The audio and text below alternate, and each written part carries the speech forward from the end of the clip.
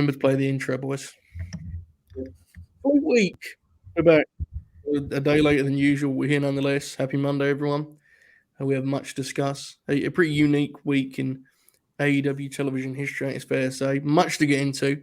We have our expert panel. As always, Young Dukes, how are you today? I'm good. How are you, Joe? I'm good, mate. Thank you for asking. I appreciate that. Doesn't happen a lot around here, you know. Chris, how are you? I'm good. It was a fun weekend. We watched Rumble together in the Discord. Very fun time. Game night was pretty successful.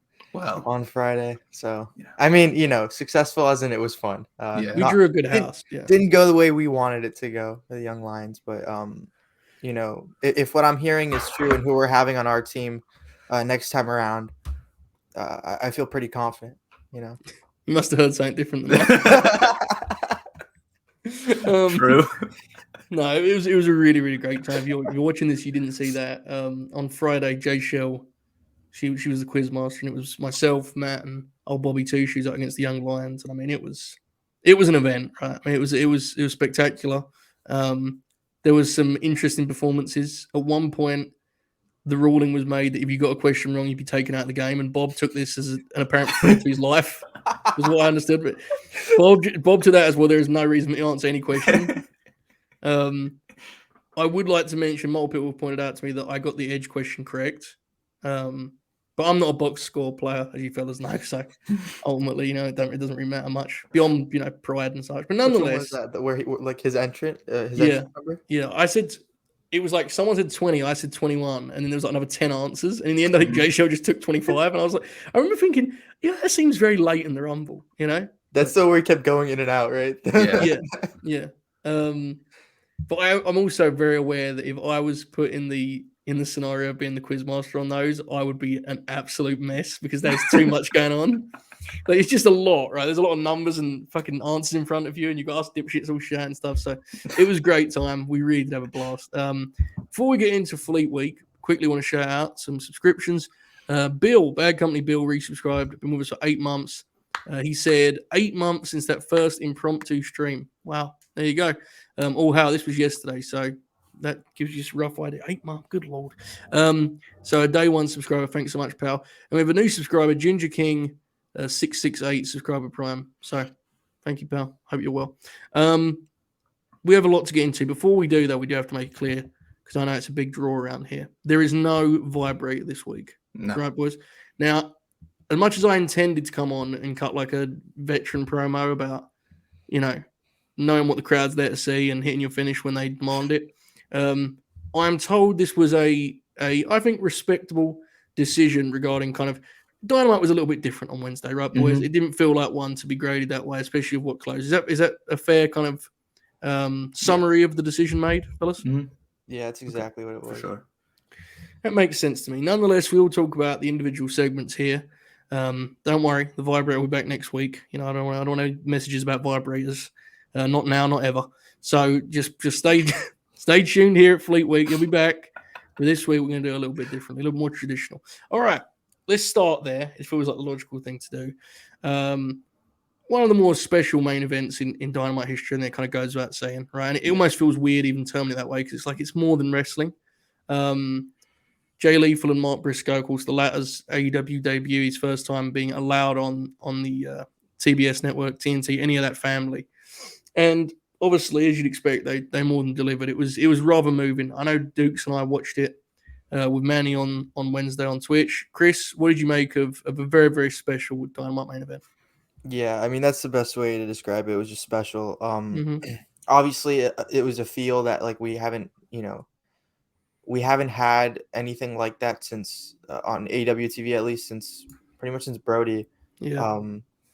And yeah, it's hard to talk about the match itself because like it was so much like I don't know, it was so much more than just the match. I mean, even though it was incredible, obviously, like a lot of high spots. I mean, the redneck kung fu aspect of it, the screaming and stuff. It just like I was talking to him, like, man, I like obviously it's a tribute and like that's what the focus is, but it's a fucking shame that they couldn't have been on there because like and I was talking to my dad about this too, the visual of Mark just like screaming like that in like a big arena.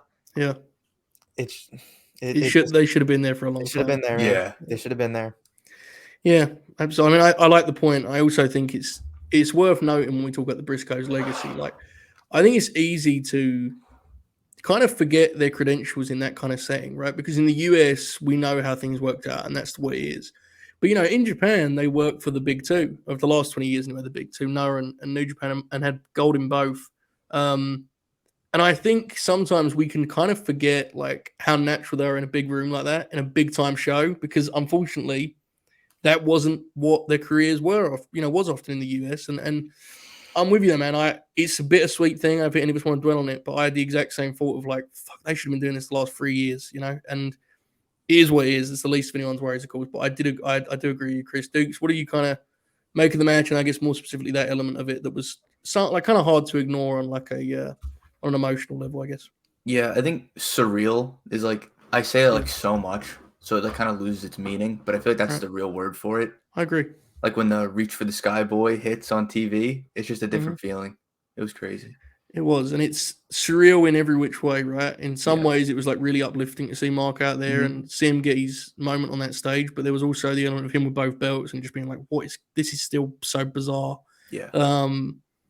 Obviously, Jay Lethal was great in the match, as you'd expect, and was wearing his heart on his sleeve in that one. And Mark Mark throughout this whole thing has just been remarkably strong. He just seems unmoved. It's incredible, honestly. There was never a doubt about what those fellas would do when the bell rung, right? I mean, that went without saying. That's what they've done for their whole careers, and it was a fabulous match. I just guess we're all glad it happened, right? I guess is the best way to. I don't think any of us intend to like pick apart why it was great. It speaks for itself. The one thing I do think, I was talking to Matt and Jack about this a little bit earlier because we talked about wrestling as a whole. With Saturday, there was an angle that closed Saturday's show that sparked like the wrestling art form conversation, which is always like an interesting thing, and everyone has their own stance. I'm not saying anyone they're wrong on it, but I was saying to the guys, one of the reasons that while I wouldn't go as far as saying that people just need to win Emmys for storylines, one of the things that makes wrestling really interesting is I think unlike any other medium of entertainment, it marries like fiction and non-fiction in a really weird way. Mm-hmm. And I bring this up now because I think we would all describe that match as like cathartic and like it helped us and we healed watching that match. And I'm aware that anyone who's never watched wrestling is like, what the fuck are you talking about? Like, why was this man putting his friend for a table in any way, like, good for you? But in wrestling, you have a connection to more than just the performer. We always do the separate art from artist thing. Like, really, wrestling doesn't work that way, man. No. Like, when Jay Briscoe would do an interview, he wasn't Jamin Pugh, right? He was Jay Briscoe. And it's like, it's a really interesting beast in that regard. Like, Chris, do you ever kind of ponder that element of this bizarre thing we cover? That's all I could think on Wednesday. Like, what a unique beast this wrestling thing is. It's nothing else quite like it, Yeah, and like I felt that especially too when kind of like when Mark was staring through the camera at the end, that shot of him in the ring, and he's talking, and he's saying like Jamin, and he's talking to like us, but he's talking to him, that whole element of it, it's real, man. Like it's, I don't know, like it is an art form. It's just so tough to have that conversation sometimes. It's such a case by case basis thing because sometimes you get those moments on both sides of that spectrum, I guess. But yeah, it was a spectacle, this one. Yeah, I mean, you never want to. I completely get it. Like, you don't want to sound like the pretentious guy, right? Like, it's fake fighting, it's wrestling. God bless. I'm not trying to overstep it. Like you mentioned that moment, like that is like a very human moment playing out after like a wrestling match. It's just it's a weird thing, right, Dukes? It's a strange combination of emotions as a fan, I guess. Yeah, wrestling is fucking. It's so weird. Yeah, but like that's kind of why I love it. For better and for much worse, it goes a certain way. And just when it gets you, is like it's hard to explain. Yeah, it is.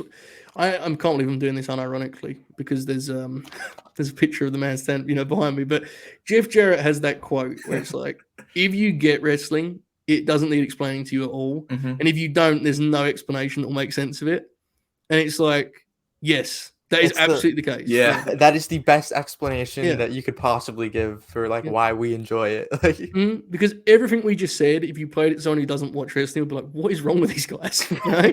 And like, I concede on that, like fair, but it is what it is, man. This is what This is kind of like, even you mentioned Brody a minute ago. Like, I remember vividly, like, we needed that show. As crazy as that is, as a fan base, wrestling as a community needed that show, and that's fucking weird. I don't know why that's the case, but that's the way wrestling kind of is, and it's the ultimate tribute. And we wish we didn't have to do it, but that's kind of the way wrestling is.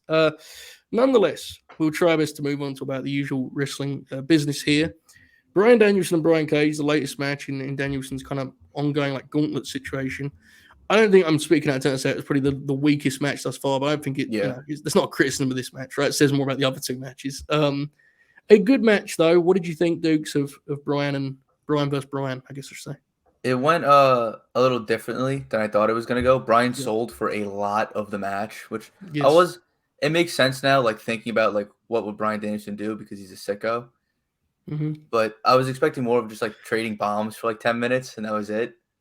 But what we got was still good because Brian's very good at what he does. Yeah, he really made Cage look like a beast here, right? Yeah. I was kind of surprised by that too, Chris. What did you make of the layout of this match? From Dukes and I were both kind of caught off guard by just how much he gave Cage in this one. I 100% agree. That was like the main thing that I noticed. Also, I don't know if you like. I couldn't see it because on TV they didn't really show it, but on BTE they show like in the tribute at the end when they're on the stage, Brian's wearing like a sling. So yeah. So, remember that thing we were saying about wrestling being weird? There you go. Yeah, there you go. But no, yeah, like Brian, I guess part of that can also be like this is the third week in a row that he's having to do this. Like it's taking a toll on him. I also thought it was cool that whatever I've had my opinions on this forever about like the rankings and the whatever, but Excalibur kind of brought more like emphasis onto the importance of this because you're saying that Cage, like due to his record, if he wins this, he's the number one contender, I guess. So as stupid as that is, because it doesn't seem like they do the rankings anymore. Obviously, for someone like that hasn't been as up to date with it, that's something that gives you more investment into the match. Like, oh, it's not just the money or the pressure that Max put on him. Like if he wins this, he gets he's at the top. So I thought that was cool. Yeah, it's what you said. It was I think it was the weakest of the ones that we've had so far, but that's more on the other ones being fucking awesome. Yeah. But I don't think it was bad by any means. It was serviceable. It did what it needed to do for the story, and now we'll see how Brian bounces back, I guess, from the injury. Absolutely. We had Takeshita kind of intertwined here. They sort of teased that with his promo, right, where he said he would have Brian's back. I guess we'll just jump ahead and ask now because it intrigues me. Takeshita's winning this round, right, Dukes? That feels like he's going to beat Cage here. Yeah, for sure. This feels like his first Dynamite win. Do you think that suggests that Cage may not be long for All Elite Wrestling or Ring of Honor, or is it two separate conversations? What do you reckon? I don't know if they're related, to be honest. Yeah. I'm not sure either because Takeshita feels like a priority above, not even to slight Cage, but I don't know, Chris, what do you expect from Takeshita and Brian? You thinking it's the first big kind of Dynamite win for Takeshita? It's gotta be. It's gotta be, and that's gonna be, dude. The reaction when it's 1, 2, 3 is gonna be awesome. I agree. Match should be killer too, right? It should be a really, really good match. Big meathead match. Yeah, that will probably be what you were expecting from this match, I'd assume. I don't think Takeshita's going to sell for 10 minutes of that one. I think they're going to just whack each other a lot, which works for me. This kind of circle back to Brian. MJF had another pre-tape promo. Again, I say pre-tape every week. They're almost certainly live, but what I mean is they're just not in front of the fans. And, I think things have immediately improved since this shift has been made.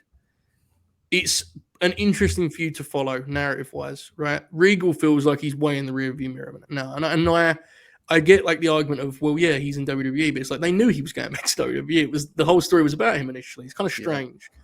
But they've begun to explore this idea where like Brian simply doesn't respect Max and he'll do whatever it takes to get to that date because he thinks that Max will kind of reveal himself to be a phony and a fraud. This has included a couple really good promos from Brian and Max also. I kind of like where they're headed with this, Chris. What have you made of this kind of redirection for the Brian and Max feud? Like, I remember at the beginning coming on here and saying that I hope that if we're going to Revolution, that we switch the focus and we don't just keep the Regal thing because he's going to be in WWE, and we're still Mhm. going to be like, oh, that's why we're doing this is because of Regal. I'm really glad that right, like that was the catalyst that we needed for Bryan to kind of get fired up. But now we're in a Mhm. whole different direction of the storytelling of this, and yeah, it's a completely like not that wasn't necessary, I guess, but now like that gave him the reason, but now we're seeing the fruits of that, and that now it's the climb aspect of it, and I love that form of how they're telling this of Bryan needing to Yeah. work for it and him just being like, yeah, okay, I'll do it. Like, Mhm. It honestly felt like a moment when he had when he got fired up and said, "I'm gonna be the next AEW champ." It was like, Yeah.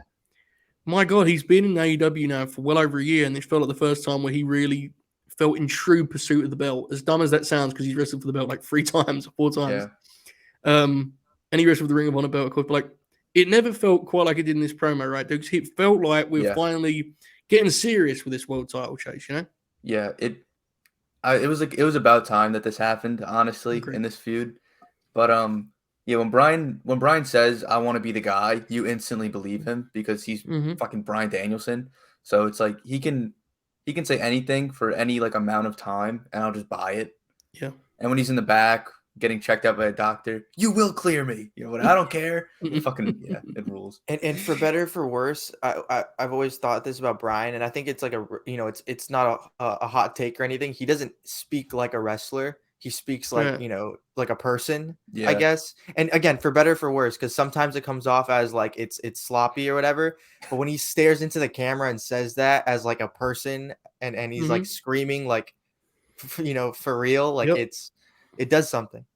I agree. Absolutely. It was a tremendous segment. Max, again, he's always good in that format. I like it. I think the lack of Blackpool Combat Club kind of assistance for Brian is purposeful. And I think as much as we all love watching Brian as a babyface, I think they're going to kind of go into that like Civil War idea and split the group up some after Revolution. Because I just don't know if Brian's going to continue as a babyface after the pay per view because I think he likes being a heel and ultimately he's chased 2 world titles as a babyface at this point, right? So I Mhm. think they're going to circle back to some kind of idea of him resenting the Combat Club, and none of them really cared about Regal other than him, and he obviously pissed off Yuta months ago.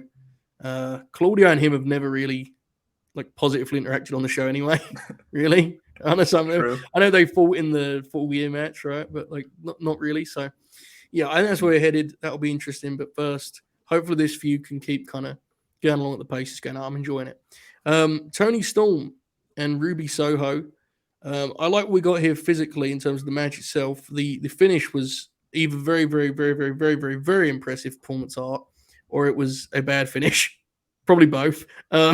With Britt doing the WWF distraction. Ruby getting the win. On Rampage, we had some follow up on this. Chris and I didn't catch that, but on Rampage, basically, Britt said rather than us all being unsure of what team you're on, I thought I'd make that decision for you. Is basically the idea, right? This is basically the Yeah. idea of the finish. And Ruby was not too enthralled by having Britt on her side, which I liked. I'm glad they weren't Mhm. just teammates or anything like that. What did you make of the match, Chris? And kind of the latest step in this story we've got here that we talked about a lot last week. I thought it was very fun. I thought it was very hard hitting.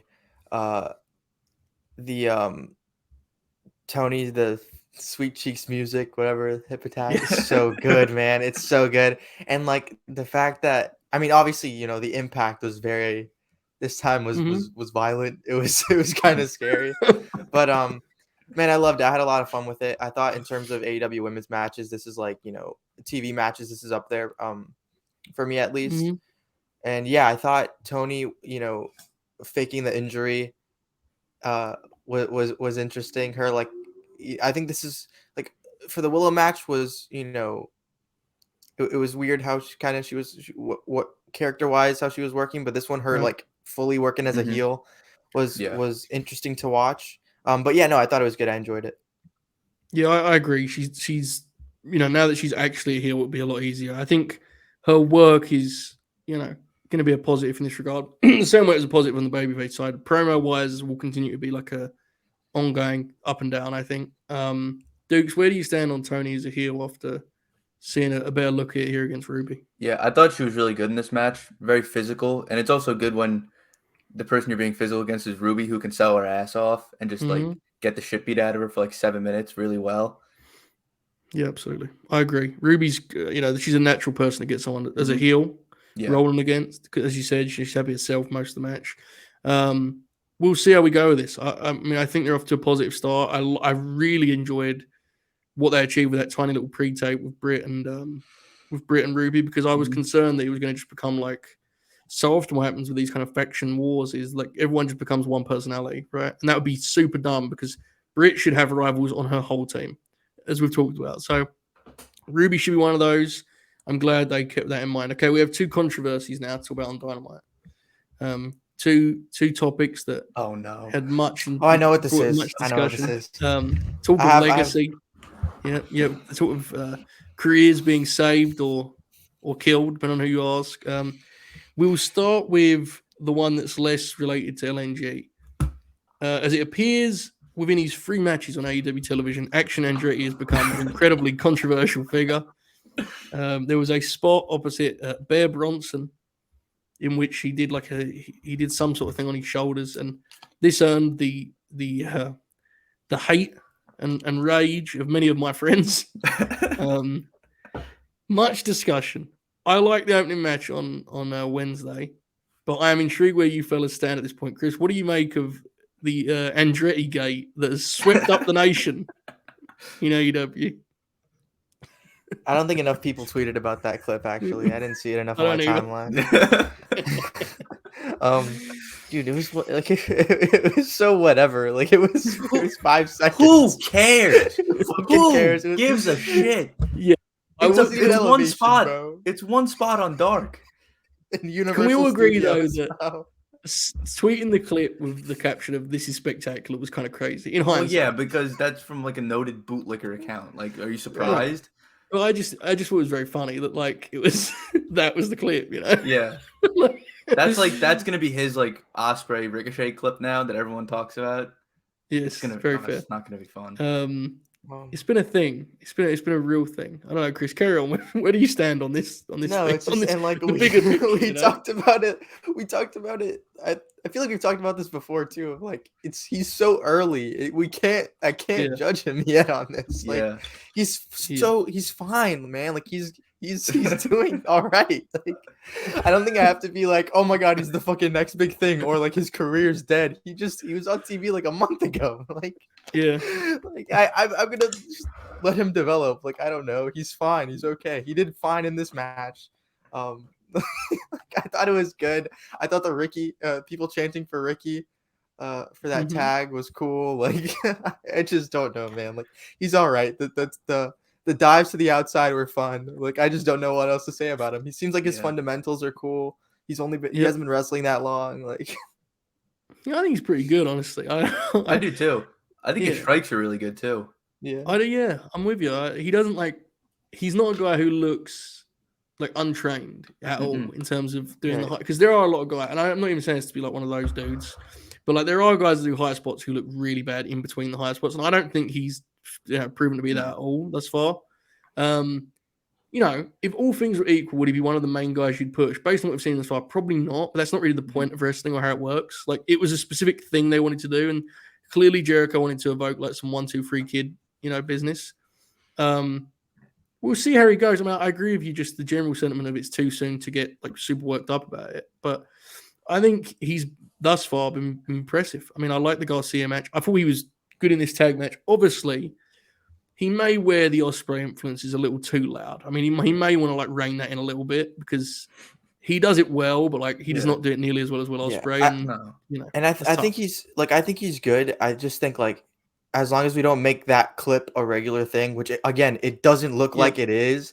Like if he just stays out of his own way in that like Osprey-esque, respect, I think I don't see any major flaws in like his in his game, I guess.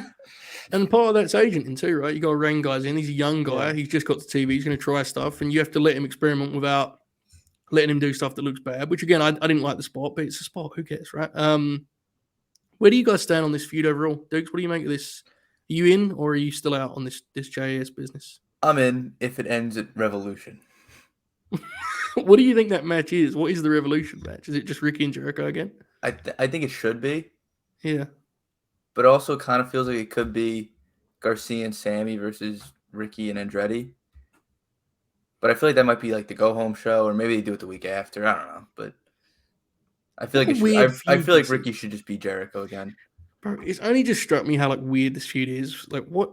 Like they're just fighting two guys, right? Yeah, and they just announced the match like Yeah. on the first week of January. Like Chris Jericho's gonna wrestle Ricky Starks. Oh, I think Yeah, Chris Jericho cut a promo on him, didn't he? Before they that, did. I No, don't know. they did one face to face. Remember Okay. the week after Chris lost to Andretti, they did the head to head promo. I think Ricky Oh, opened okay. the show. Remember Yeah, that yeah, one? yeah. Mm-hmm. But yeah, it wasn't like an extended build or anything. And Ricky Yeah. got the clean win, which then left you asking, what's the rest of this for? Yeah, Chris, I what you think made of this? Excalibur Yeah. made a point to be like that this I think he said that this is Jericho's the loss to Andretti and the loss to Ricky were his first back-to-back singles losses, I think he said, in AEW. So I guess that gives you kind of a reason to do that, but Mm-hmm. I wish they would have explained that a little more. Because it just Yeah. seemed like this was a thing that happened. Yeah. Yeah, I don't know. Hmm. I'm enjoying it. It's just we as long as we cut this off at the right time, then I feel like no harm has been Yeah. done. Yeah, I certainly don't have an issue. Like, I don't think it's sucked or anything. I'm with you both, you guys. Like, Revolution feels like the obvious spot to end it. Mm-hmm. Yeah. And also I feel like Hopefully, this feud is kind of it's I think it's turned around Sammy for like at least a little Yeah, me bit. yeah. too. Me too. Like he's interesting for me again. Like it's just funny to see Mm-hmm. him now. As opposed to I'm like with that. groaning Yeah. when he's on TV. Yeah, because we talked about it last year. Like, I think the Garcia thing has potential. They obviously need to like get into it some. They've kind of Mhm. just flirted with it thus far. I think it'll be good. I mean, I definitely wouldn't want to keep Ricky and Action Andretti like close to each other for too long. Someone told me that it was like Tony's take on 1, 2, 3 Kid having Razor as his friend, but I am confused by this because Razor was the guy that 1, 2, 3 Kid pinned, and that was kind of the point. Ricky's just hanging around with him. Doesn't feel the same to me, but nonetheless, whoever that was, shout out to him. It popped me. But it's okay. I'm glad Ricky's on the TV show ultimately, and he's generally being presented very positively. Aside from that one promo that we'll never talk about again. All right, let's get to the more controversial topic now from Dynamite. Buddy Gate, Bud Matt Gate. This is so fucking stupid. Australian Nightmare Gate. Dave Meltzer went 3 3/4 on this one. It's got around a 6.7 on Dynamite on Cage Match. Dynamite TNT title match. Buddy Matthews opposite Darby Allin. We watched it together, Dukes Live, and my take on it live was it was pretty good. It was a good match. I enjoyed it was it. good. Yeah, I didn't think it was much more than that, and I do think there's a conversation to be had in that regard. Mm-hmm. But this did spark some heated conversation. Oh yeah. Chris, I get the sense you have a lot on this, but Dukes, because you watched it with me, I'll start with you. Like, was you surprised by what came from this match? Yeah, I definitely think it had like a higher ceiling that it could have hit, but like Yes.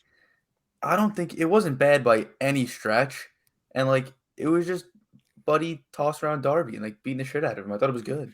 Yeah, it definitely. I think the pacing late was a little uneven and it kind of lost its way a little bit, but I enjoyed it for what it was. Chris, what did you make of this controversy? It swept up the nation once again. Look, okay. I agree that it had a much higher ceiling, and I think we all wanted it to be more than it was. Yes. Just and us especially, right? But again, I don't think it was bad by any stretch. I would go as far as to say it was pretty good. Like, was it Darby's best defense? No. Like, it was not. I will not say that it was, but I thought that they both were like they looked good. I think it could have been more beneficial to Buddy if he had been wrestling regularly in singles competition in AEW. Yeah. It's been a while. I think one of his opponents was Serpentico Yes. of the three. So yeah, like this doesn't make me want to be like, oh, I don't want to see Buddy anymore on TV. Like he's a fraud, whatever. No, man. Like he's still good. He's still all right. It's just I guess it was an off night. but I wouldn't even go as far as to say it was an off night. Like it was, I still had fun watching it. I thought the V trigger at the beginning was like a really interesting way to start the match. Like, did they get lost at the end? Yeah, a little, but I still enjoyed it. Like, I don't know. I also think part of it is it felt like the way this was placed in the show, it wasn't necessarily positioned to be like, this like epic encounter whatsoever. Like, I don't think the promotion saw it that way internally. It looked to me more like it was kind of a really condensed version of the match they could have had or wanted to have. But I will say, like, being honest for a second, God forbid, I do think Buddy's definitely a different wrestler now than he was, and I think he's got big in a way that maybe has pulled away some of his strengths. It was going to be the main event, Joe. Yeah, so I wonder if that change, which obviously we all co-sign and support that change, but I do wonder if that affected things. It felt very strangely laid out to me in terms of the timing of the show was weird in like the first half because they did Buddy's entrance and then they went to commercial. Yeah, and they like ran down the card in the commercial break. Yes, you're right. I remember that. Yeah. I don't know. I think there's definitely increasing evidence that Buddy would be well suited to kind of get back to the shape he was in 2019, where he looked just like a regular tank and not this thing that he's become now, where he looks like some sort of fucking. He looks insane now. God bless him, man. Like, he looks great, but I do think it slowed him some. Which because part of his like part of the intrigue in him was the fact that like he was big but he was explosive. Yeah. Right. And then he lost some of that explosion wasn't there. Yeah, he's just huge. Like, I don't know. He's real jacked, big. And it's like, I think we saw some of this with Andrade, but he's got like his style has got so many different wrinkles, like he can kind of pick from different parts of his game more. I don't know. I think you kind of, a big part of me thinks like you kind of just let the guy wrestle a little bit more. Like, I think that's part of this too. But I mean, we've talked about this a million times with AEW. It's like the roster's fucking, it's loaded. So I get why Buddy Matthews is not a priority. Like, you guys won't hear me complaining about that often because it's like, I get it, man. It's like, it's a ridiculous roster. There are priorities ahead of him. In his group, he's the third man, right? I think he would say that himself. So I don't know. I like the match though. Nonetheless, after all this. Yeah. He also did some Tyler Black spots, which I don't care about, but at least do a good curb stomp, man. Come on. Yeah, he's been doing it since he left, and it's not good. I don't know why he's never the curb stomp. Buckle bomb into the curb stomp. I don't even hate the idea that like he's doing that because whatever, but yeah, the execution, like it looked like the curve. I don't even know how to describe the curb stomp. Honestly, it just didn't look like it worked. The read on that was, and I don't believe this all, but it popped me, so I'm bringing it up here on Fleet Week. There is some belief that this was actual lore because when Seth did the buckle bomb to Sting, he like destroyed him. The only problem with that theory, obviously, is how do I put this? He does it in every singles match he has, so it kind of I'm not so sure that was the purpose at all. Actually, I kind of refuse that was the idea. If it was a reference to a September 2015 match in the World Wrestling Federation, that may be worse than it just being a spot he does, honestly. But we shall see. Very, very interesting. I'd like to make it clear that Rhea Ripley is not in the House of Black. I was going to bring that up. Yeah. Unless I've missed something. If she was, she would definitely be above Brody King. I'm sorry to break it to everyone. Yeah. She's a pretty big deal. I don't know if you guys heard, but she won the Royal Rumble on the weekend. She's doing all right over there, I think. Good wrestler. Bro, let me tell you something. Can I just do this for a minute? I've got some time. About 2 years ago now, her and Bianca both got title matches on WrestleMania. And Bianca had a classic with Sasha, and Rhea had this like really weird match with Asuka. Mm-hmm. And I was so deep in the game at that time. Do you know what I mean? I was watching so much tape. I'd put my kind of neck on the line with this idea that Rhea was like the better talent. I swear to you, that took like a day away from my life. I was just like, I couldn't come to grips with it. You know what I mean? Like, I remember going on the distraction and being like, well, what I missed here? Like, how is she had a bad match with Asuka? And now it's like, as all things, you eventually get it right if you wait long enough. but yeah, she's doing pretty good. It'd be pretty cool if she was in the House of Black, but I don't expect that to happen anytime soon. Personally. No, probably not. Yeah, nonetheless. Good shit. Okay, Dynamite was a good show, right? Very, very factual. And honestly, even the rest of the show fucking sucked. No one cares because the end of the show was more important than any of that. Mm-hmm. So there you go. All right, Dukes, I'm going to let you cook now. Let's talk some Rampage here. Chris, I don't know if you're aware of this, but you missed, I believe, a top 5 Rampage in cage match history. I believe is the this stat. true? That's a real thing that happened. From what Okay, I I'll gather. I'll let you guys cook and then I'll ask questions. Okay, Do you know what was on the card? Hangman Yuta. Mm-hmm. I heard Emmy and Hayter was like ruled.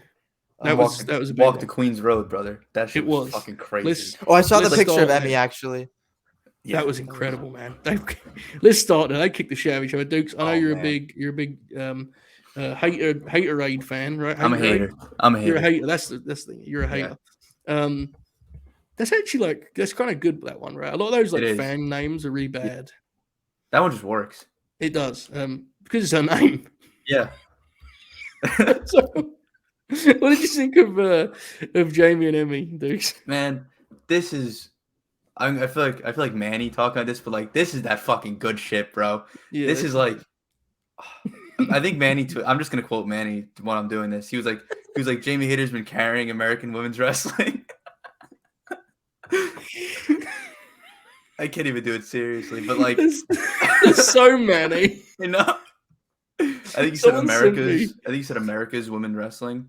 So someone sent me he after Bianca and Alexa's match, he sent a tweet. It was like, if you want to watch some real American women's wrestling, tune in. I love the idea of that overlap, damn, I thought that Uncle Howdy match was going to bang. Let me check out what Hayter's up to over there on Rampage. But nonetheless, carry on, dude.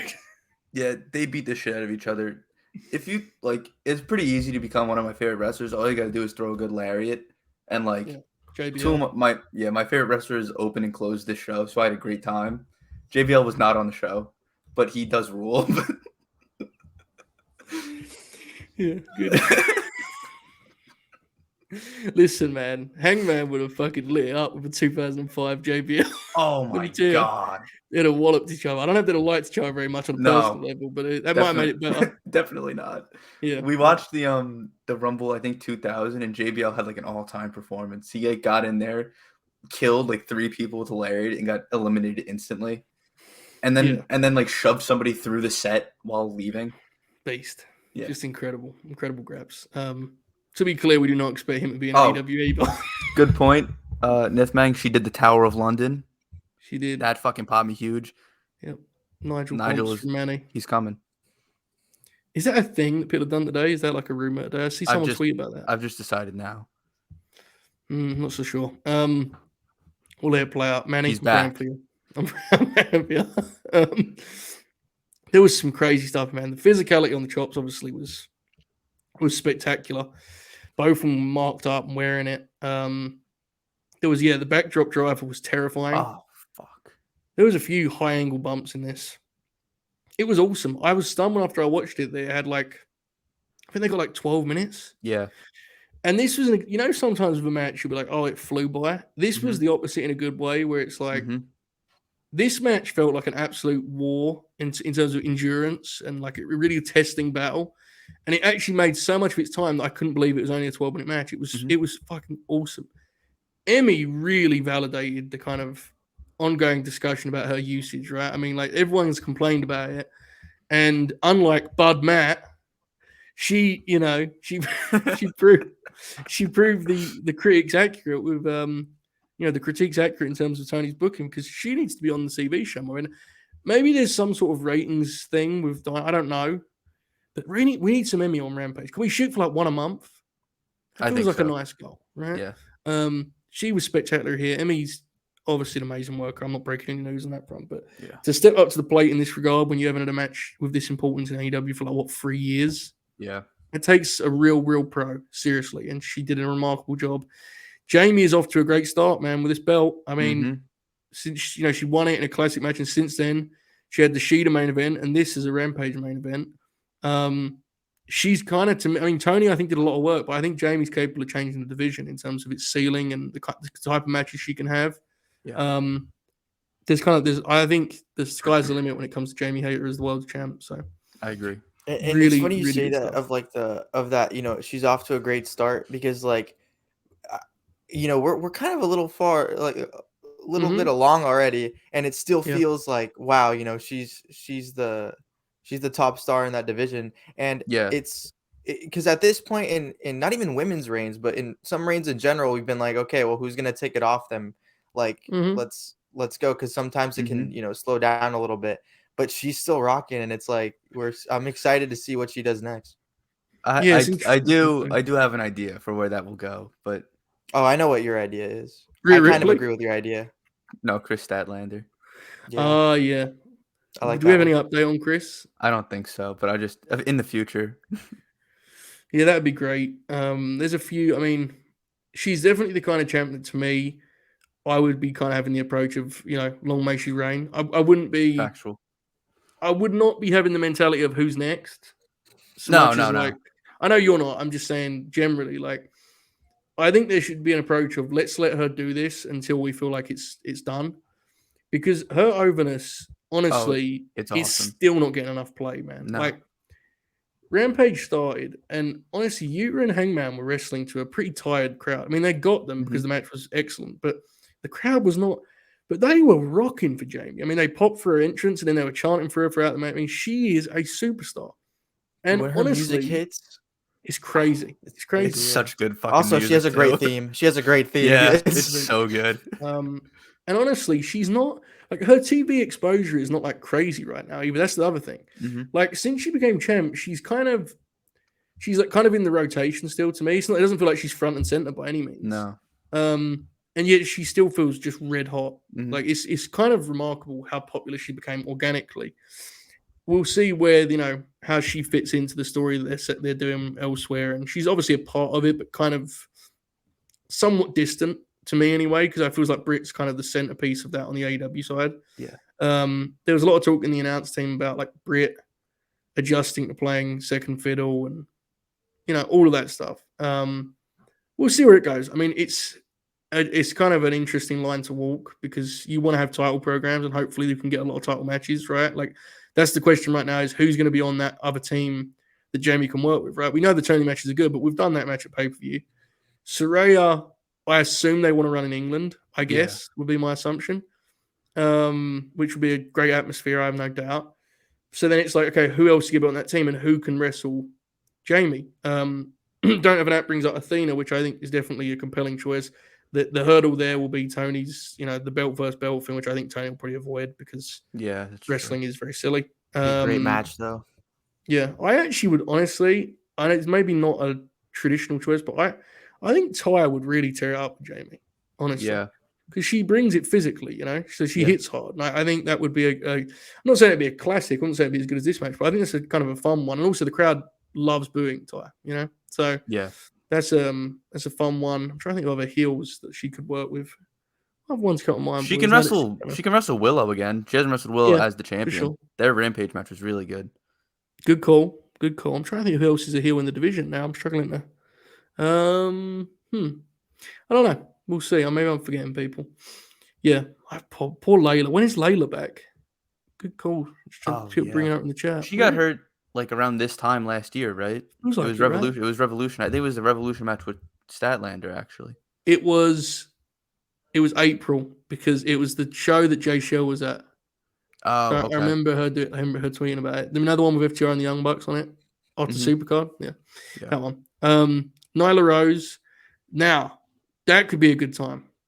I like that. I like that idea. Nyla and Jamie. I think that would be a really good fit for Nyla, I think, too. I like that one. That's a good one. All right. Good stuff there. So about the other Rampage match here. Yuta and Hangman. Great to have Hangman back kind of wrestling again regularly. Yuta is, he's not a perfect prospect in terms of the other parts of his game, but in that ring, that dude is fucking excellent, man. He is, yeah. They killed it here. I love this match. What did you think, Dukes? It was very physical. They beat the hell out of each other. That German spot on the apron. So Chris, Yuta Germaned Hangman on the apron, held onto it, rolled onto the floor, and then did a release German on the floor where Hangman almost landed on his fucking head. Very high. Yeah. It was insane. Yeah, it's a tremendous match, man. I'm very much enjoying how much people have been starting their Big Tom Ishii tapes and just doing the sliding lariat. Yeah, that's kind of that's a thing. Mm-hmm. And that's sweeping up the nation too. I've noticed. They know ball. Well, I mean, it's about time. Everyone should have been stealing his stuff for years because he just sort of whacks people and stagger cells and stuff, you know? He's the fucking best. Yeah. I do agree with this. I like Yuta too when he's more like explosive, I guess, with the word strikes and suplexes rather than the mat wrestling he's good at, but I think he can sometimes overemphasize that by comparison to all the other stuff he can do. He's a very versatile worker. I mean, again, I'm not as high on him as like an overall. Like, there's obviously holes in his game right now. I'm big on us using the in this game start talking on this show. I like it. But I'm a believer in him as like what he's understanding of wrestling and his role. You know, I think he gets it, and I think when a guy understands what they're doing out there, I think you can kind of trust the rest of the stuff will come. He's not a natural shit talker. No, but you know, he's a young guy, right? Maybe they'll come. I don't know, but he's been a hell of a addition. I think it's probably the wrong word, but you get what I'm saying. Like, see, if you put him, if you compare the role he played before the Moxley match to this now, it's like he's been a big time player for them. He's given them a lot of good TV in this role, right? He really and has. At the very least, like his importance has gotten like it's skyrocketed because of who he's aligned with and associated with. Absolutely, he feels like a real character on the show. Even when his usage kind of wavers, he feels that way. Yeah, I think he should like kind of be like the stoic one in the group while everyone's really mad about shit instead of trying to be like Mox and yell and shit like that. He should kind of be like the straight man. I agree totally. I think that would be a really good adjustment because I think right now they're trying to overcompensate with him like yelling and stuff. I think that'd be a good idea. Joseph, Bob O'Neill told me that him and Shoot suggested a double KO for Hangman Mox 3 and you lashed out about it. Please defend yourself. Okay, look. More people message me examples of double KO finishes. I need everyone to understand something. AEW Dynamite is a show where everyone lands on their head 15 times in a match.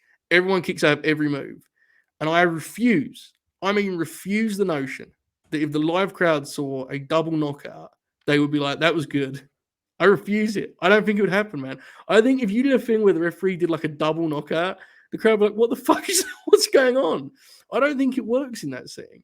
Part of the reason I dunked on Bob also was that he had no ability to explain to me what the spot was and instead just said, yeah, man, they'll knock each other out, which doesn't really I don't do much I can't visualize that. You know what I mean? I asked him if he wanted it to be a double lariat and he was like, yes, which is insane finish to a match. Yes. Double clothesline is a double down and has been for like ever in wrestling. But what if they just don't get up? I think people boo. I think people don't like that. Probably. I mean, to be clear, I have no issue. Like, it's not a personal thing for me. If they do it, it'll be like, I'll be intrigued by it. But it sounds like a dangerous idea, I guess. Yeah, because it's one of those things where like you're as a wrestling fan, you're trained for them to get up before the count. So then once it wouldn't, it'd just be like a dud. Like it would just.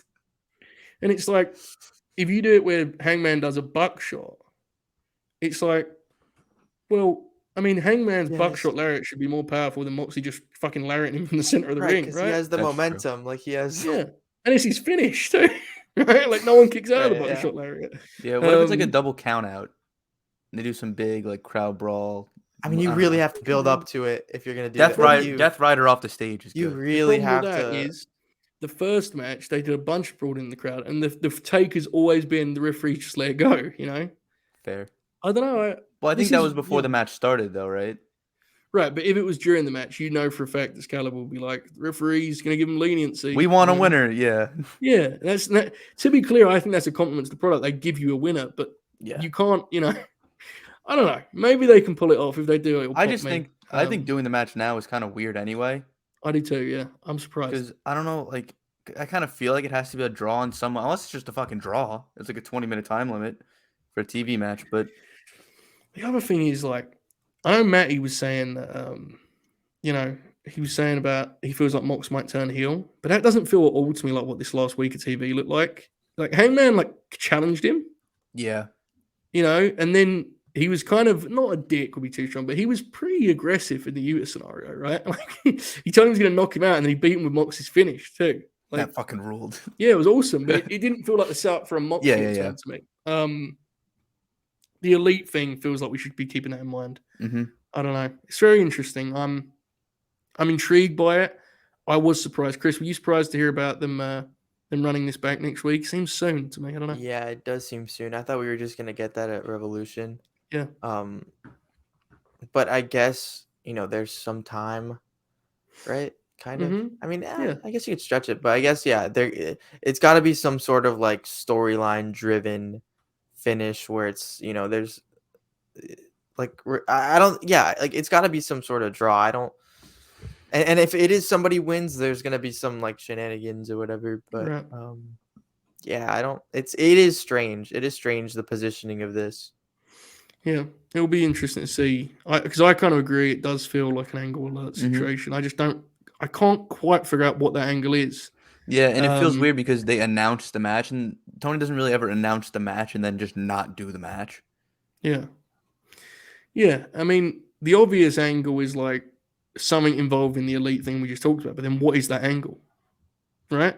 Like, what would that even be? Like, I say it's obvious because it's the only thing that even makes sense to me. But it's like, how would those two things interact with each other? I don't know. I mean, the thing too is like if you wanted to get to, well, we're going to do an 8-man with the elite, including Hangman versus the Blackpool Combat. So that's even off the table because Brian's doing the MJF feud. Yeah. And even if he was free, like there's a lot of fleshing out of that story that you have to do before you get there with the Hangman stuff. Like you absolutely. It's interesting. Yeah, I mean, they got my attention with it. Certainly, I have to say it's one of those things where you kind of have to trust the process and see what they have up their sleeve. But we shall see. It'll be interesting to see what they do. But obviously, I think we're all excited about the match itself. Right, it goes without saying. Both their matches thus far have been great. Speaking of such, same goes for Darby Allin and Samoa Joe. Samoa Joe cut a very 80s promo on Wednesday. He's very sweaty. Wasn't wearing a shirt. Yep, it was very good. He vowed to reclaim the TNT title. We're going to run this back, no holds barred. I love what this has been for their TV show. I mean, I don't think they do these. It's hilarious saying they don't do these very often because we just about Mox and Hangman. But because of the first match is finished, that feels different to me. Yeah. There's kind of a traditional TV series here. I mean, I think this thing started in like December. And here we are, about to kick off February, and it's the third part. They're an actual matchup. I'm excited for it. Chris, what do you make of Joe Darby 3, and then what do you think the finish is going to be? Yeah, so one thing that I'm really happy about the product right now is that like all these feuds, I really just want to see them fight. Like I really want to see them just lay shit into each other because of how deep rooted all these stories are. Like Brian and MJF, I want to see Brian just go in there and lay his shit in, and absolutely, and same with Hangman and Mox, right? This one especially, there's the history that they've already had, the great matches that they've already had. I'm really excited to see what happens. I honestly, I don't know what you do here. I think you go with Darby so that Joe can. I mean, I don't know, because then some of me thinks maybe a Wardlow thing also I think has been brought up. Yeah, but I don't know. My gut tells me something about that Darby keeps it, and then Joe does something with the Ring of Honor title, kind of going into. It'll be interesting. Card. I don't know, but I'm excited. Like either way, I'm excited. Absolutely. I mean, I assume it'll be kind of an extended cut of what they did before the second match, right? All the kind of stuff ringside. Yeah, and the no holds barred aspect adds a lot of like excitement to that too. It feels like Wardlow to me. Dukes, where do you stand on this, Wardlow? Yeah, it feels like Wardlow for sure. Yeah. They had to give him time to let his hair grow back. Yeah, there was something about you had a bad back too, right? I didn't see some sort of injury. There was some sort of injury story this week. Folks in the chat, you tell me what, because I may be getting that wrong, something else. But yeah, no, I'm excited for it. I do think there is like an outside chance that this was just a brief reign, and this is something that Tony's going to get increasingly comfortable doing. I would be surprised though, personally. I think Wardlow's the finish. No holds barred allows you to do that, right? Like there's a bunch here, and then the question becomes, where do you go from there? Are we headed to a fatal, triple threat at the pay-per-view? I'm going to say again, Hobbs feels relevant in all this. He was in this story once upon a time, believe it or not. Feels like you could get back in it. I don't know. We'll see. I wouldn't be surprised at all if the match at the pay-per-view is a four-way with those guys, which is like, I think I'm leaning in that direction. A part of me's like, is that necessary? But then I realize that Tony wants to get everyone on the pay-per-view, and I appreciate that on some level. So it's like you kind of have to do what you got to do. Yeah. We shall see. It'll be. I have to mention this quickly because I didn't bring up on Rampage. This is crazy, man. Hobbs' thing being that he has an actual book is fucking nuts. I feel like no one watches Rampage because like no one's talking about how crazy this is. Like it's very Bob's funny. reaction to this was very funny, by the way. Bob thought he wrote a book. Yeah. Yeah. I'm gonna read it after the Nitro book. I haven't finished the Nitro book. That's great. I've talked to multiple people about the Book of Hobbs and like asked them if they think it's as insane as I do, and none of them have. He has a book. Yeah, it's very like List of Jericho now. Yeah, it's like when it became a gimmick instead of just being like a cool thing that he mentions. It's like when the Fed had when they signed Raven and they gave him a theme where there was like ravens, because like everything has to be literal. It's like a Bruce Pritchard thing. Why does he have a book? It's a metaphor, isn't it? I thought it was like a anyway. Yeah. Nonetheless, it's like if Techniques with Taz was like an encyclopedia. Like I wouldn't. Exactly. Either way, hopefully Hobbs gets circled back into it. I mean, he's fucking awesome regardless of all this. Another question here: is Red Velvet going to break the streak? What do you think, boys? No, absolute dismiss from Duke. That pre-tape was not very convincing. Right, it wasn't bad. No, I didn't even mean it like it was bad. It just felt like another setup for another challenger. That like from what I've seen, that is what it feels like. But I've also seen people that are like kind of convinced that it could happen. Yeah, and I don't like.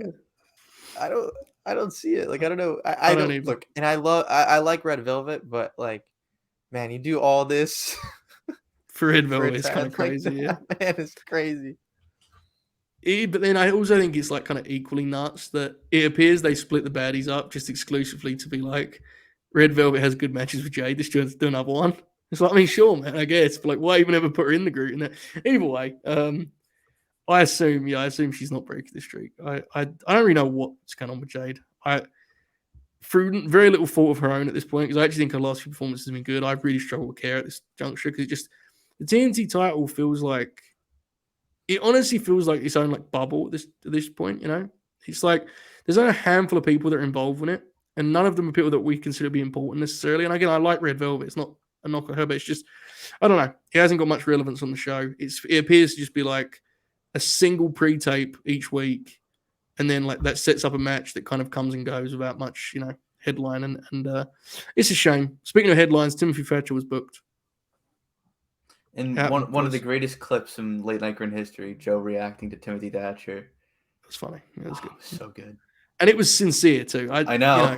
You know, that's the thing when I tweet those, obviously I want people to, you know, watch the show and like be aware of the platform and such, but I'm always hesitant because I think like, oh, someone's going to see this and think, you know, this is what these guys do. They yell at the screen the whole time. It's like, no. Yeah.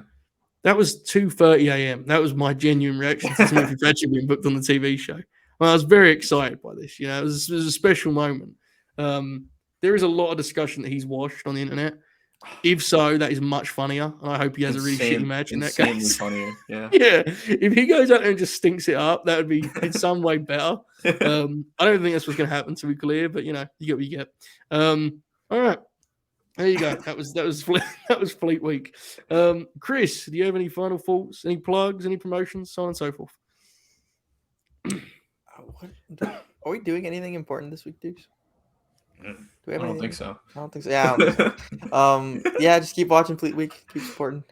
You know, root for us next time. We'll try harder in the game night, whenever that is. Hopefully, Mania. We put up an effort. You know. Yeah. Did our best. We did. I got hot at the end, but it was too little, too late. Yeah, I made merch. It was fun. Yeah. You did. I think you guys both performed pretty well. I mean, yeah. Tope answered like fucking 2 questions. He sucks. Yeah, he's pretty rough. I mean, my Edge 2010 pull was, I impressed myself there. That was good. We were just lucky we had Bob, you know. Man. We knew that. I knew that round was gonna be it. I knew it was coming. Because look, again, it's no secret. We reached out to Jay Shell to try to find out, you know, what was going on, what to expect, and she told us like, oh, study match cards, right? As soon as we heard that, we were like, bro, 2000s, we're so screwed. Bob, yeah, we knew. We just had to get the ball down to him, you know. Just dump it into him and let him go work. We spaced the floor out a little bit. You hyping him up made that, dude. That was so funny. It was so funny. Like he was Hassan Whiteside. It was so good. You know, it was good shit. We had a great time, and there will be a sequel. Hopefully it'll be 4-on-4. WrestleMania weekend is the hope. So it'll be a hell of a time. Dukes, anything to plug? Any final thoughts? No. You sure? Nope. All right. I would like to say I now can finally somewhat focus on the Fleet 50. We have around like 10, 15 ballots already in somewhere in that ballpark. I haven't gone through all of them yet, which is why I'm unsure of the number. But we have a bunch already in. But I've really seldom talked about it because I've been focusing on all sorts of year-end stuff that we're still working on.